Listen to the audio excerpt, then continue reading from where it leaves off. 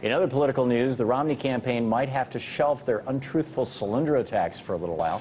You might remember last week, Romney appeared outside the headquarters of Solyndra to attack the president over a federal investment gone awry at the now bankrupt solar company. Never mind the fact that the government investment represented less than 1% of all the investments made by the DOE in renewable companies, and never mind the fact that the investment originated under the Bush administration and not the Obama administration.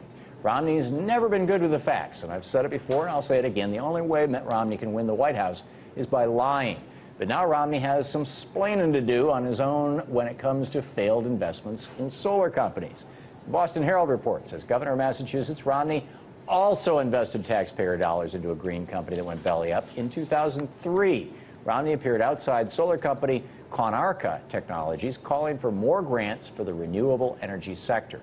But after a $1.5 million investment by the state, Conarca filed for bankruptcy, laying off its entire staff and liquidating all of its assets. So when Romney attacks President Obama for a similarly failed investment at Solyndra, he's also attacking himself. This was a point made by Fox's Chris Wallace this last Sunday. Let's compare Romney and Obama in another area. Romney hit the president this week for engaging in what he said is public equity, using taxpayer money to invest, try and pick winners and losers. The most obvious, the poster child, if you will, is Solyndra. Yeah. But as governor, Romney approved millions of dollars in tax money for loans and tax breaks for private companies. What's the difference? So, what is the difference? Richard Fowler joins me now, the Democratic strategist and host of the Richard Fowler Show on We Act Radio here in Washington, D.C. Yeah, Richard, great to have you with us. Thanks for having me, Tom. You know, I don't know what the difference is. I can't tell you. I think it's the same exact thing. Yeah. And, you know, Mitt Romney, like I said, this race is not between President Obama and Mitt Romney. It's between Mitt Romney and Mitt Romney's ever-changing mind.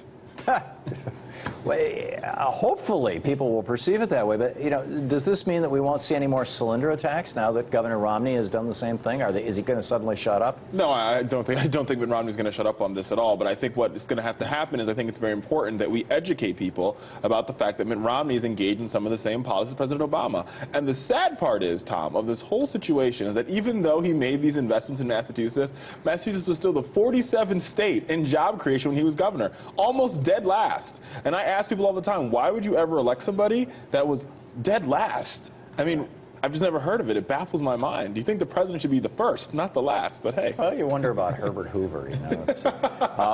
So how long is Romney going to be able to avoid talking about his time as governor of Massachusetts? I don't recall having heard him mention, other than in passing, I have executive experience. I don't hear him.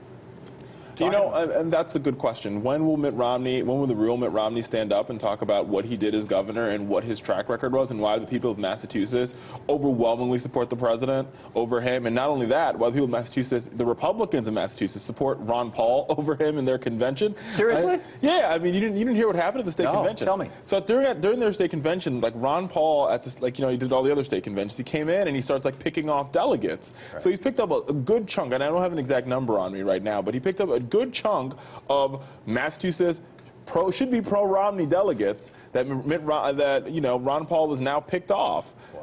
I mean, the sad part is this guy, for you to win the White House, you have to win your home state. And whichever home state Mitt Romney wants to claim, I don't see him winning any of them. He doesn't win Massachusetts, he doesn't win Michigan, and if he wants to claim Nevada, I don't think he wins that one either. Any of the, maybe Utah, who knows? You know, didn't he go to Brigham Young? Yeah, I believe nobody knows who the real guy is. Well, and in fact, I'm still confused by, you know, his saying that he voted in the Massachusetts election just so he could vote against Ted Kennedy. But at that time, he was living in this mansion in California where he hired a lobbyist to get the permit to build the elevator for his wife's second Cadillac. How is it that this guy registers to vote in his son's unfinished basement in Massachusetts? Nobody's screaming about voter fraud, but all these Republicans are yelling about where's Obama's birth certificate. I don't get it. Listen, Tom, I don't get it either. I really don't understand why this birther is even an issue, and I think Mitt Romney says personally himself repudiate what Donald Trump said about the president. And on top of that, like I think why isn't Romney's voter fraud an issue?